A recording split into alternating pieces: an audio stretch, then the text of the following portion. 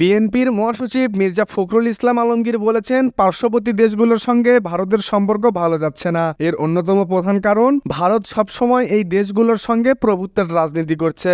জাতীয়তাবাদী মহিলা দলের ৪৬তম প্রতিষ্ঠা বার্ষিকী উপলক্ষে আজ সোমবার রাজধানীর শেরেবাংলা নগরের বিএনপির প্রতিষ্ঠাতা জিয়াউর রহমানের কবর জিয়ারত শেষে মির্জা ফখরুল এসব কথা বলেন। এক সাংবাদিকের প্রশ্নের জবাবে মির্জা ফখরুল বলেন, পার্শ্ববর্তী দেশগুলোর সঙ্গে ভারতের যে রাজনীতি তা তারা কোনো পরিপ্রেক্ষিতে কিভাবে করছে সেটা তারাই ভালো বোঝেন। তারা দেখতে পাচ্ছে শুধু বাংলাদেশ নয়, পার্শ্ববর্তী দেশগুলোর সঙ্গে ভারতের সম্পর্ক খুব ভালো যাচ্ছে না। এর অন্যতম প্রধান কারণ, তার কাছে যেটা মনে হয় ভারত সবসময় দেশগুলোর সঙ্গে প্রভুত্বের রাজনীতি করছে, যেটা তাদের জন্য ও পার্শ্ববর্তী দেশগুলোর জন্য ভালো হবে না। সম্মান, মর্যাদা ও পরস্পরের স্বার্থের ভিত্তিতে সম্পর্ক গড়ে তোলা প্রয়োজন। সাংবাদিকের আরেক প্রশ্নের জবাবে বিএনপির মহাসচিব বলেন, তারা ইতিমধ্যে 2 বার প্রধান উপদেষ্টা সহ উপদেষ্টা পরিষদের সদস্যদের সঙ্গে দেখা করেছেন। প্রতিবারই বিএনপি থেকে বলা হয়েছে যে সংস্কারগুলো তারা করতে চায় সেগুলো যেন জনগণের সামনে তুলে ধরে। এছাড়া বলা হয়েছে যৌক্তিক সময়ের মধ্যে নির্বাচন করে জনগণের হাতে ক্ষমতা তুলে দিতে। মির্জা ফখরুল বলেন, 16 বছর পর ছাত্র জনতার আন্দোলনের মাধ্যমে